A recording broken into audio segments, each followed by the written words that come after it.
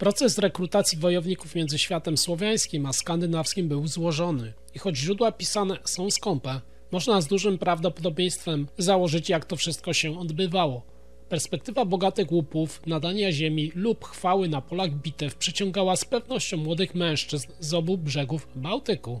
Czasem dołączenie do drużyny następowało dzięki osobistym też powiązaniom, a czasem przez więzy krwi, gdzie małżeństwa między elitami obu światów nie należały do rzadkości. W drugiej połowie X wieku Harald Sinozęby pojął za żonę słowiańską księżniczkę Towę, córkę Mściwoja z plemienia Obodrytów. Mściwoj zasłynął z odważnego i skutecznego najazdu na Hamburg w roku 983, co odnotowały zarówno kroniki niemieckie, jak i też skandynawskie. Związek Haralda z Towę nie był tylko gestem serca, oczywiście miał znaczenie przede wszystkim polityczne, bo sojusz z Obodrytami zabezpieczał Danią od południa i otwierał drogę do werbowania doskonale wyszkolonych słowiańskich wojowników. Na Jutlandii w jednym z kościołów do dziś przechowywany jest kamień runiczny, na którym wyryto następujący napis. Towę, córka Mściwoja, żona Haralda, syna Gorma, nakazała wznieść ten kamień ku pamięci swojej matki. Jest to jedyny znany nam kamień runiczny zamówiony przez kobietę pochodzenia słowiańskiego. Jest to niewątpliwie świadectwo, jak głęboko weszła w krąg skandynawskiej kultury właśnie ona, zachowując przy tym dumę ze swojego pochodzenia słowiańskiego. Zastanówmy się, czy wyprawa Towę do Danii odbyła się w samotności? No z pewnością nie. Musiała towarzyszyć jej zapewne świta, w tym pewnie zbrojnych. Część z nich mogła osiedlić się w Danii na stałe, wchodząc w skład sił bojowych Haralda. Ślady obecności takich wojowników dzisiaj odnajdują archeolodzy. Jednym z najważniejszych miejsc jest Trelleborg, okrągła warownia na Zelandii. Powstała w czasach Haralda i nosi wyraźne piętno wpływów słowiańskich. Zaskoczenie? Przed panowaniem Sinozębego krajobraz Danii był inny, rozproszony. Były to niewielkie osady, luźne skupiska domów, brak potężnych fortyfikacji grodowych. A nasze grody, wielkie, z wałami ziemno-drewnianymi, szczególnie te z południa Polski, były tutaj czymś obcym.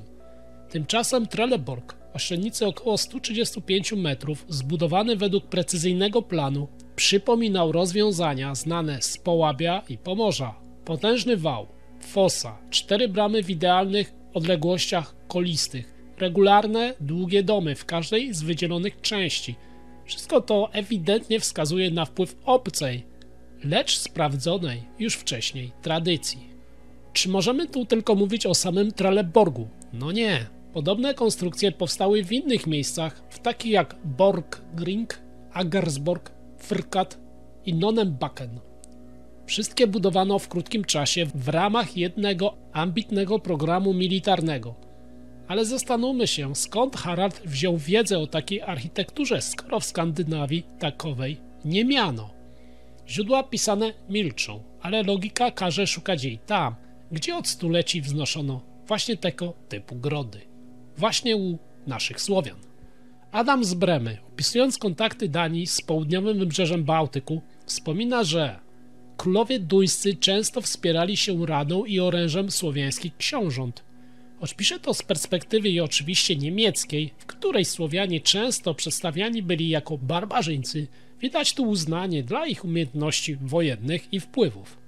Pośród dzisiejszych badaczy pojawia się coraz mniej wątpliwości, że budowa takich twierdz wymagała nie tylko ogromnych nakładów sił i materiałów, ale też sprawnego zaplecza logistycznego oraz przede wszystkim doświadczenia w podobnych inwestycjach. I tu właśnie jawi się rola słowiańskich mistrzów obronnej architektury. Na Połabiu, na Pomorzu czy w ziemiach Wiślan od stuleci wznoszono grody, których wały sięgały kilku metrów wysokości i miały konstrukcję drewniano-ziemną, wzmocnioną kamieniem. Znalezione w Trelleborgu fragmenty drewna zdradzają techniki łączenia i obróbki znane z terenów słowiańskich, a rzadko spotykane w Danii przed rządami Haralda. W tym miejscu warto przywołać relację Saksona Gramatyka, choć pisał 2 wieki później. Opowiada on o królu, który, cytuję, nie tylko w boju, ale i w dziełach budowniczych pragnął dorównać największym i który mury i grody wznosił, jakby chciał otoczyć cały kraj pierścieniem. Być może nie był to opis dosłowny, ale oddaje pewien duch epoki. Epoki, w której nowa architektura obronna zmieniała powoli oblicze całej Skandynawii?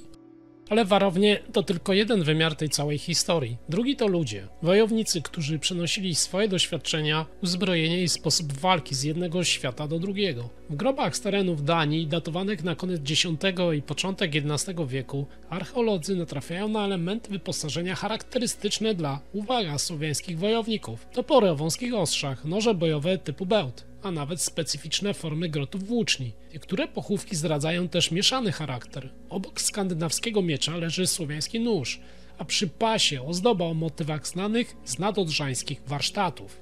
Gal Anonim, opisując czasy Bolesława Chrobrego, wspomina: Dania i Norwegia posłały swych zbrojnych, aby służyli w drużynie króla polskiego, tak jak on posyłał swoich ku nim. To świadectwo wymiany militarnej w obie strony, wymiany, która mogła być codziennością już za Haralda Sinozębego. Nie był to jednak tylko handel bronią i usługami wojennymi, było to przenikanie się kultur wojennych, stylu walki, taktyki, a nawet obyczajów obozowych.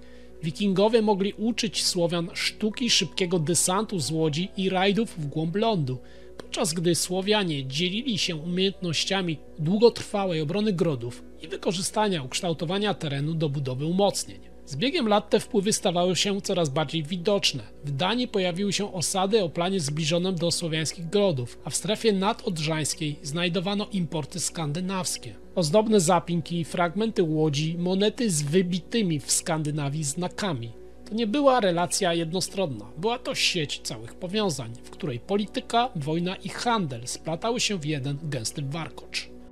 Adam z Bremy pisał o tym z pewnym podziwem, ale i niepokojem, bo dla północno-niemieckich biskupów oznaczało to, że dwie potężne siły, poganie z południowych wybrzeży Bałtyku i wojownicy ze Skandynawii, mogą w końcu połączyć siły, a wtedy żadne miasto nad Łabą nie mogłoby już spać spokojnie. Na przełomie X i XI wieku Morze Bałtyckie nie było granicą, lecz czymś pulsującym życiem, drogą, która łączyła ludy. Wikingowie nazywali je Austmar, Morze Wschodnie. Dla Słowian, zwłaszcza tych z Pomorza i Połabia, było ono naturalną drogą handlu i łupów. To właśnie ta sieć morskich i rzecznych połączeń umożliwiała szybkie przemieszczanie się drużyn. W jedną stronę Wikingowie, w drugą Słowianie. W sagach islandzkich zachowały się opowieści, które, choć pełne literackiej przesady, dają wgląd w te kontakty. W jednej z nich wspomina się o wielkim wojowniku z kraju Wendów, który służył pod sztandarem Jarla z Jutlandii, którego lojalność zapewniła zwycięstwo w bitwie pod Hedeby. Wendowie, czyli zachodni Słowianie, pojawiają się w sagach nie jako egzotyczni wrogowie, lecz jako partnerzy broni, równi w odwadze i okrucieństwie. Wspomniane Hedeby było wtedy jednym z największych ośrodków handlowych północy.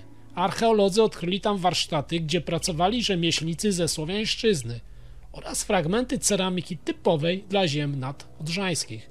Znaleziono też topory o kształcie czekana, formy popularnej w grodach obodrytów i wolinian, ale rzadkiej w Skandynawii przed końcem X wieku. Warto dodać, że ślady tej wymiany nie ograniczają się do narzędzi wojennych. W grobach wojowników z Bornholmu odkryto paciorki szklane wykonane w słowiańskich warsztatach oraz charakterystyczne sprzączki do pasów. Takie znaleziska mówią więcej niż niejedna kronika. Pokazują, że w drużynach skandynawskich mogli służyć ludzie pochodzący z dalekich nadbałtyckich grodów. Bitwy, w których brali udział, często były brutalne i krótkie. W roku 994, podczas jednego z najazdów na Anglię, Wikingowie w służbie duńskich królów mieli w swych szeregach wojowników z kraju nad Odrą. Tak przynajmniej pisał kronikarz anglosaski. Choć nie wymienia nazw plemion, opisuje ich jako ciężko zbrojnych, o tarczach malowanych na czerwono i włóczniach, dłuższych niż u innych. To szczegół, który pasuje do uzbrojenia znanego z ziem słowiańskich. W drugą stronę też działały podobne procesy. Do drużyn książąt słowiańskich trafiali Skandynawowie, czasem jako najemnicy, czasem jako rozbitkowie, którzy znaleźli swój nowy dom. Ich obecność potwierdzają groby w okolicach Wolina i Kołobrzegu, gdzie obok słowiańskiej ceramiki leżą skandynawskie miecze, a czasem nawet fragmenty hełmów typu Spankhalm, popularnych przecież w Norwegii i Danii. Gal Anonim wspomina, że w drużynie Bolesława Chrobrego znajdowali się mężowie różnych języków, którzy z własnej woli lub za chlebem przyszli mu służyć. W tym samym czasie w kronikach niemieckich pojawiają się wzmianki o groźnych sojuszach między Słowianami a Duńczykami. Sojuszach, które mogły być zawierane nie tylko na dworach, ale i w codziennych kontaktach wojowników. Tak splatały się losy ludzi, których łączyła wojna o łup i braterstwo krwi, a Bałtyk, który wielu późniejszych autorów uważało za granicę, był w istocie rzeczy wspólnym podwórkiem działań.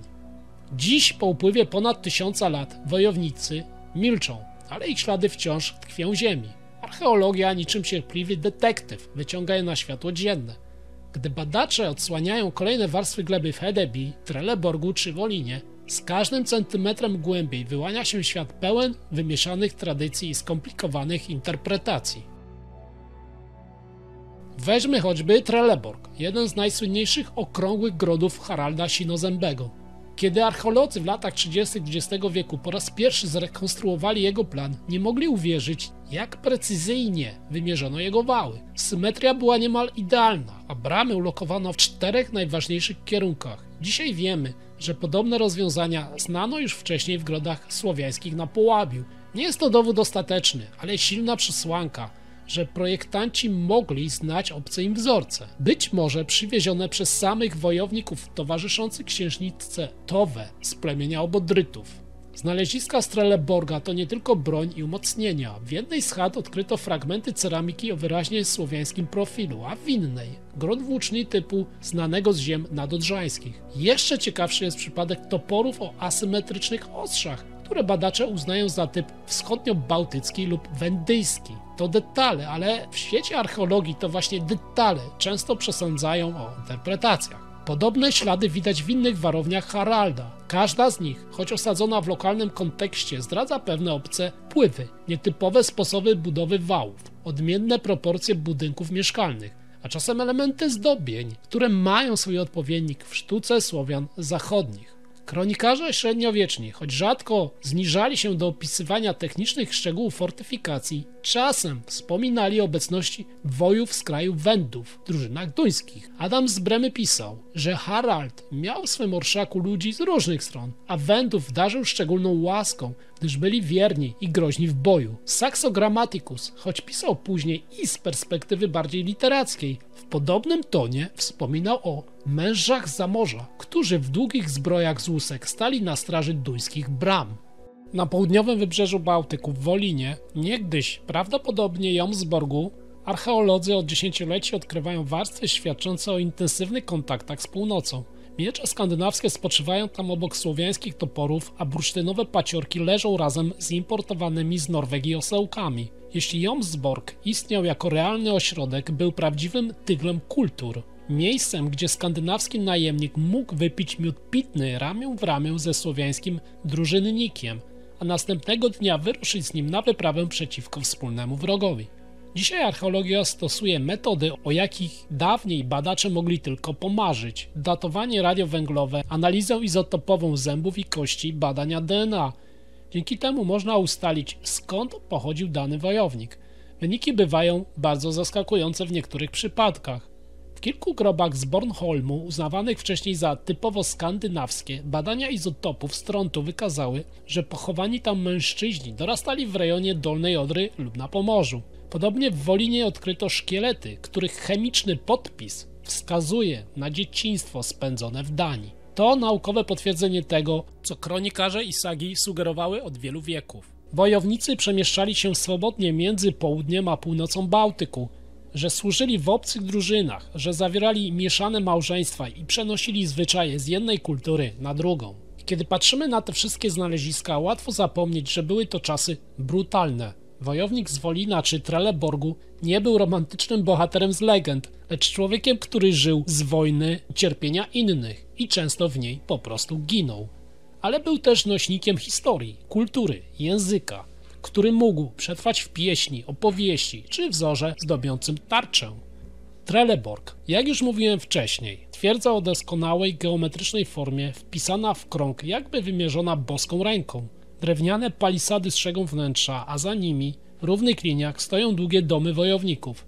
To nie jest zwykłe osiedle, to manifest siły Haralda Sinozembego, króla Danii, który w drugiej połowie X wieku łączył ziemię, podbijał je, ale też i budował infrastrukturę. Adam z Bremy, piszący w XI wieku, tak o nim wspomniał. Harald, syn Gorma, chrześcijaństwo przyjął i umocnił je wśród swego ludu, a także zdobył dla siebie całą Danię i Norwegię i uczynił Danów i Słowian posłusznymi. To właśnie owe słowiańskie powiązania są w tej historii kluczem, bo Harald, choć był królem północy, sięgał myślą i ręką na południowy brzeg Bałtyku, do ziem zamieszkałych przez Wieletów, Obodrytów, a dalej w głąb lądu, pewnie do Piastów. Tu handlowano, tu zawierano sojusze i tu werbowano specjalistów, którzy potrafili wznieść grody z drewna i ziemi szybciej i solidniej niż ktokolwiek mógł to uczynić w Danii. Forteca w Trelleborgu była jednym z cudów swojej epoki. Na terenie tej fortecy rozciągało się także cmentarzysko. Nie wyróżniało się bogactwem. Około 135 grobów skromnych, często bez większych darów. Ludzie prostych profesji, wojownicy niskiej rangi, rzemieślnicy, a jeden jedyny grób o numerze 128 wybijał się ponad resztę jak wieża nad wałami. W drewnianej trumnie spoczywał mężczyzna w wieku średnim. Nie wiemy, jak zginął. Kości nie zdradzają śladów brutalnej śmierci, ale to, co znalazło się obok, mówi wiele o jego życiu i o świecie, w którym przyszło mu działać. Nóż prosty, żelazny, bursztynowy paciorek, ciepły blask Bałtyku zamknięty w drobnej ozdobie, a przy stopach brązowa misa, luksus, na który mogli sobie pozwolić tylko ludzie wysokiego statusu. Takie naczynia znano z bogatych grobów Europy Środkowej, także dzisiejszej Polski. Ale prawdziwym skarbem tego pochówku był topór. Nie był to zwyczajny topór bojowy, lecz narzędzie, symbol, długi w kształcie litery T, którego pierwotny drzewiec mógł mieć nawet 2 metry. Żelazna powierzchnia zdobiona była misterną inkrustacją ze srebra i miedzi, plecionki, rzędy trójkątów, a nawet motyw skrzydlatej bestii. Dekoracje te nie były przypadkowe. Przypominały zdobnictwo znane ze słowiańskiego, piastowskiego stylu zwierzęcego, odmiennego od tego, co widywano na co dzień w Skandynawii. Topory tego typu na ziemiach duńskich pojawiały się bardzo rzadko. Poza Trelleborgiem znano tylko kilka egzemplarzy z Jutlandii, Fionii i jeden ze Skanii. Tymczasem na ziemiach zachodniosłowiańskich, szczególnie w Wielkopolsce, ich obecność była wyraźniejsza, choć nadal wciąż rzadkością. Czy był to więc import? Badania izotopowe szczątków mężczyzny z tego grobu mówią nam jasno. To nie był miejscowy mieszkaniec. Przybył z daleka, być może z ziem Piastów, być może jako mistrz ciesielski, człowiek, który znał tajniki wznoszenia jakże wtedy ważnych grodów dla Haralda. Już w 1948 roku jeden z duńskich badaczy sugerował, że taki topór mógł być przedmiotem honorowym, insygnium mistrza, dowodem jego rzemiosła i zasług. Wyobraźmy sobie zatem tą osobę, nie w szeregu wojowników na wale, lecz przy pracach, gdzie z długiego drzewca topór ten ścina, koruje i wygładza belki do palisad Trelleborga, a potem odkłada go w cień, jako znak urzędu, godności, wiedzy. Saxo Grammaticus, choć pisał z perspektywy duńskiej chwały, przyznał, korzystało z pomocy cudzoziemców, zwłaszcza tych, którzy potrafili wnieść coś wyjątkowego do dzieła królestwa. I tak oto historia jednego topora staje się opowieścią o wędrówce człowieka, o drodze z południowych brzegów Bałtyku na północ ku fortecy Haralda, o spotkaniu dwóch światów, duńskiego i słowiańskiego, w czasach, gdy granice wyznaczały fale, a nie mury. Zatem co z tymi toporami w kształcie litery T? Na pierwszy rzut oka ich forma może zaskakiwać. Ostrze ułożone tak, by tworzyło strząkiem literę właśnie T. Rozwiązanie niezwykle rzadkie w całej Skandynawii. Na ziemiach Danii znamy je jedynie z kilku punktów. Pojawiają się pytania, czy Skandynawowie sprowadzali te topory ze Słowiańszczyzny jako egzotyczne importy? Czy Słowianie przywozili je na północ wraz z własnymi umiejętnościami? Wszystko wskazuje na to, że nie były to typowe narzędzia bojowe. Ciężar, kształt ostrza i sposób mocowania do długiego drzewca czyniły je raczej niezgrabnymi w walce wręcz, ale w rękach cieśli mogły zdziałać prawdziwe cuda. Na jednej z kart słynnej tkaniny z Bejo, świadectwa wydarzeń XI wieku, widać scenę, w której mężczyzna posługuje się właśnie takim toporem, ale nie w bitwie, lecz przy pracy nad drewnem. To obraz, który wielu badaczy wskazuje jako klucz do zrozumienia funkcji tego przedmiotu. Słowiańszczyzna zachodnia, raz jeszcze, zaczątek państwa polskiego. Organizacja Piastów była w X wieku centrum rozwoju technik grodowych. Grodziska takie jak Gniezno, Poznań czy Ostrów Lednicki świadczą o mistrzostwie w tej dziedzinie. Galanonim, choć pisał z perspektywy dworu Bolesława Krzywoustego, potrafił oddać w kilku zdaniach obraz monumentalnych grodów przodków. Cytuję: tak były obwarowane, iż ani zamek, ani mury nie ustępowały żadnym innym w świecie. Tego rodzaju wiedza była towarem cennym. Harald Sinozęby, budując swoje okrągłe twierdze, mógł poszukiwać najlepszych specjalistów, a gdzie miał ich znaleźć, jeśli nie w kraju, gdzie od pokoleń wznoszono warownie, które nawet cesarz niemiecki oblegał i miał z nimi ogromny problem. Czy zatem mężczyzna z grobu numer 128 w Trelleborgu był jednym z takich mistrzów? Inkrustacje na jego toporze to kolejna poszlaka. Stylistyka daleka od prostych geometrycznych zdobień skandynawskich narzędzi. Na kilku innych egzemplarzach te kształtnych toporów z ziem słowiańskich pojawiają się właśnie wyobrażenia zwierząt charakterystyczne dla zachodniosłowiańskiego stylu zwierzęcego. To sztuka pełna symboli związanych z wierzeniami, statusem, czasem z osobistymi znakami rzemieślnika. Teraz badacze są zgodni. Luksusowo zdobione te kształtne topory nie powstały w warsztatach Skandynawii. To produkt środowisk słowiańskich, często piastowskich, który drogą handlu, dyplomacji lub osobistych podróży trafiał na północ. A jak tutaj trafił ten konkretny topór? Czy przy pasie wojownika z drużyny, który służył na dworze Haralda? Czy w dłoni mistrza cieśli? Czy może jako dar od władcy Piastów, symbol przyjaźni i sojuszu? Harald, syn Gorma Starego, władca, który w połowie X wieku zjednoczył Danię, schrystianizował ją i umocnił swoją pozycję wśród potęg północy. Nie był jednak władcą zamkniętym w swoich granicach. Słowianie połapscy, Obodryci, Wieletowie, a także ludzie z głębi lądu, z państwa Piastów, byli nie tylko sąsiadami, ale i sojusznikami lub też wrogami, zależnie od trwającej bieżącej polityki. Harald mógł ich potrzebować z kilku powodów. Wojskowych.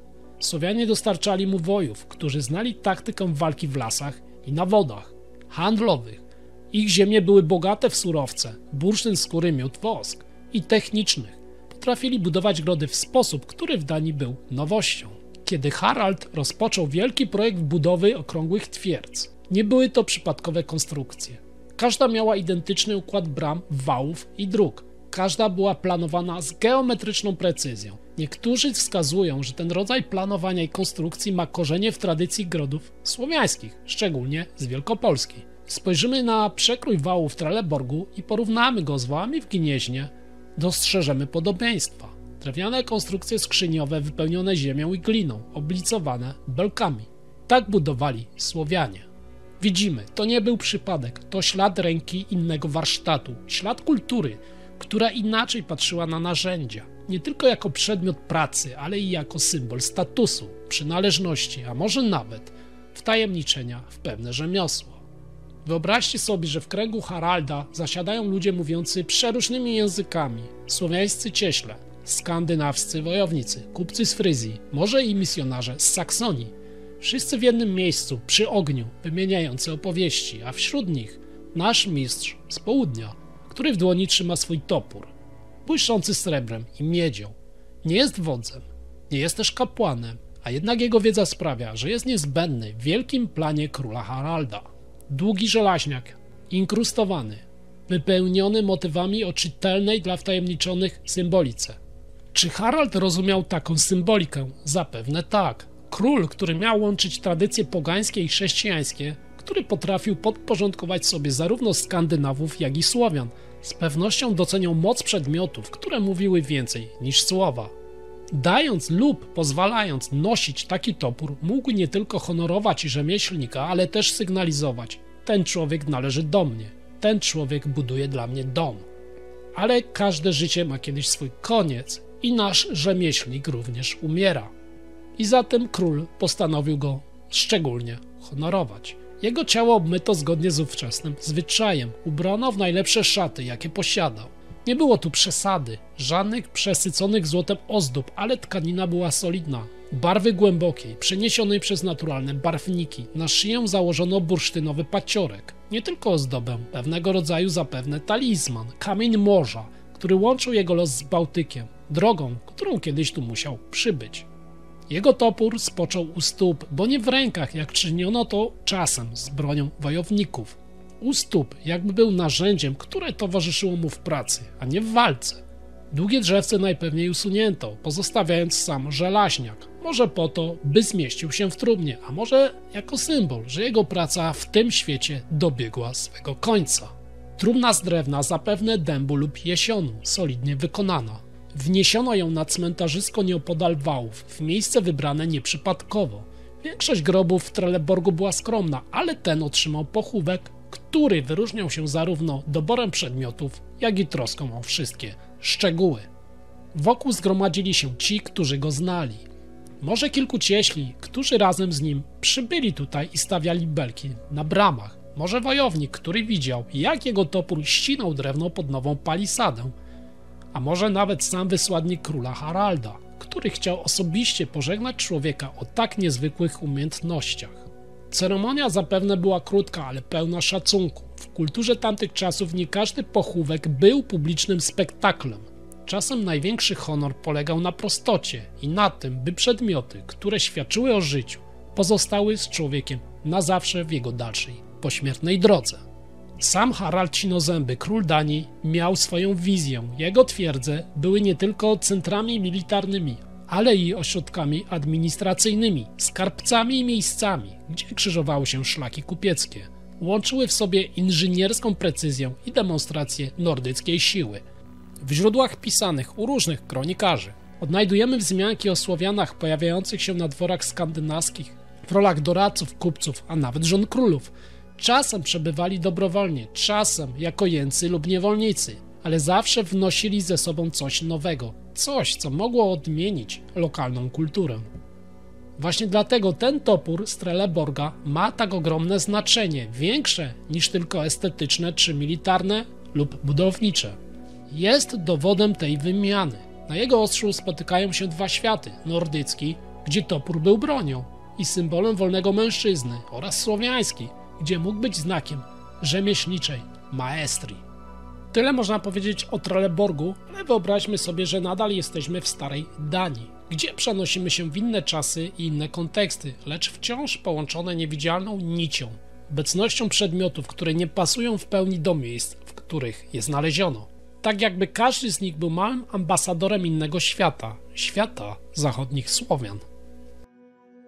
Pierwszy z nich to ostroga z miejscowości Herslev. Nie jest to zwykły element końskiego rzędu, jaki można by znaleźć w grobach wikińskich wojowników. Forma, kunszt i przede wszystkim ornamentyka zdradzają pochodzenie, które bliższe jest nadodrzańskim i nadwiślańskim grodom niż fiordom Skandynawii. Ostroga, jak każda tego typu ozdoba, nie była tylko narzędziem do kierowania koniem, była oznaką statusu. Koń w tej epoce był dobrem tak kosztownym, że jego posiadanie świadczyło o pozycji w hierarchii, a bogato zdobiona ostroga to już niemal deklaracja przynależności do elit. Ale ta miejscowość to tylko początek. Na Jutlandii w miejscowości Welc natrafiono na dwa kolejne strzemiona i znów nie były to proste, użytkowe przedmioty. Ich ogłowie zdobią wizerunki zwierząt, wykonane z taką dbałością o detal, że trudno mówić tu o przypadkowej ozdobie. Zwierzęta te w stylizowanych formach przypominają motywy znane z warsztatów zachodniosłowiańskich, gdzie symbolika fauny była nierozerwalnie związana z wierzeniami. Mogły to być różnego rodzaju bestie, strażnicy zaświatów albo też znaki rodowe. W kulturze jeźdźca, takiego jak ci, którzy służyli książętom i królom, rząd końskiego ekwipunku stawał się wizytówką. Mówił o właścicielu tyle, co jego miecz czy pas. I oto następna z zagadek. Strzemię odnalezione daleko od Bałtyku, w samej Wielkiej Brytanii. Tam, gdzie skandynawscy osadnicy i wojownicy tworzyli swoje kolonie, gdzie krzyżowali się z anglosaską tradycją. Znalezisko to wskazuje, że przedmioty wykonane na ziemiach słowiańskich mogły dotrzeć aż tak daleko. Być może wraz z najemnikami w drużynach jarli i królów, a być może w ramach wymiany darów lub łupów. Strzemię, bogato zdobione, mogło należeć do kogoś, kto przebył długą drogę z południowych wybrzeży Bałtyku, by walczyć i służyć na obcej ziemi. Ten obraz dopełnia kolejny z pochówków, tym razem jeźdźca, którego grób wprost krzyczy o jego statusie. Bogaty ekwipunek, kunsztowne elementy uprzęży, broń. To nie był zwykły wojownik. To przedstawiciel zachodniosłowiańskich elit. Kto ktoś, kto w świecie, gdzie konny wojownik był rzadkością, stanowił elitę w elicie. Posiadanie konia, opancerzenia i pełnego rzędu wymagało nie tylko środków, ale i koneksji. Taki człowiek mógł być wasalem księcia, doradcą, a może nawet ambasadorem władcy na obcym dworze. Kolejnym przystankiem w tej długiej podróży przez artefakty jest miejscowość Skane, a dokładnie miejscowość Wrangabak. Tam odkryto głownię miecza, którego ornamentyka nie daje spokoju badaczom do dni dzisiejszych. Choć sama forma miecza jest zgodna z typologią skandynawską, to zdobienia zdradzają rękę mistrza obeznanego z estetyką słowiańską. Miecz, podobnie jak pas czy ostroga, był insygnią. Nie każdy mógł go nosić. W wielu kulturach epoki wczesnego średniowiecza wręczanie miecza było aktem symbolicznym, nadaniem swego rodzaju władzy, awansem, zaufaniem. Głownia ta mogła być właśnie takim przedmiotem, przyniesionym przez Słowianina na skandynawski grunt. Zresztą pas i jego okucia także potrafiły wiele powiedzieć o właścicielu. W Karleby na Zelandii natrafiono na okucie paska, które ma niemal bliźniaczą analogię na wczesnośredniowiecznym cmentarzysku w Lutomiersku, w głębi ziem przecież polskich. Pasy tego typu nie były tylko praktycznym dodatkiem.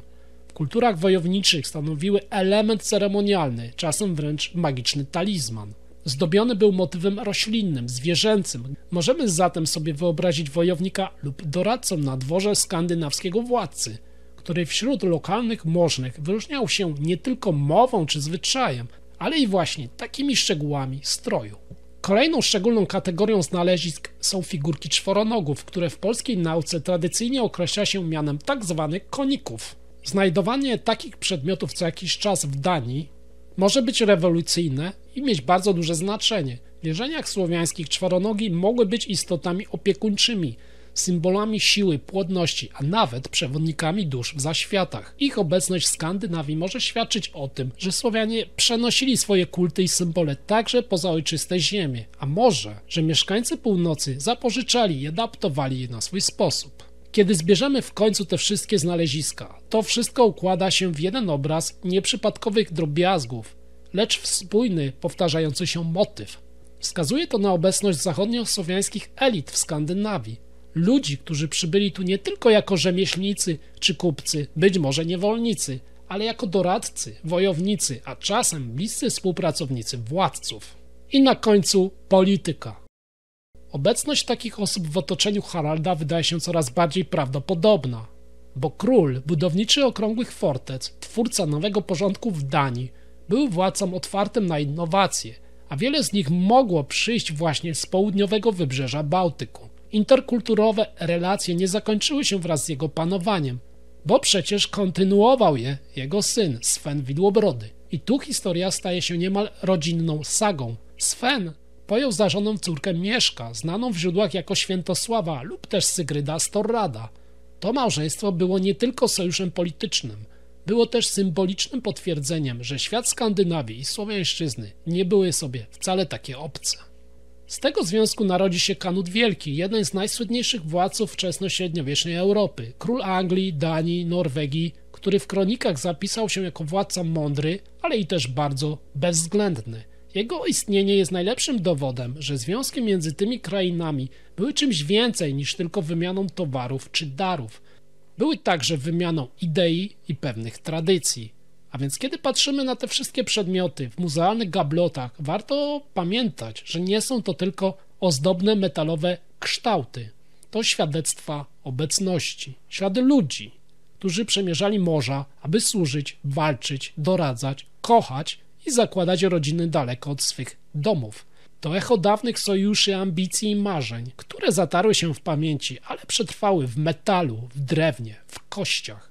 Echo dwóch światów, które spotkały się nad Morzem Bałtyckim i nigdy już nie były takie same. Okej, na dzisiaj to tyle z mojej strony, a chciałbym was zapytać, jakie jest właśnie wasze zdanie. Czy Słowianie dominowali Wikingów, czy Wikingowie dominowali Słowian? A może była to właśnie kooperacja i współistnienie? Zapraszam do komentarzy i do usłyszenia w kolejnych filmach. Pozdrawiam wszystkich.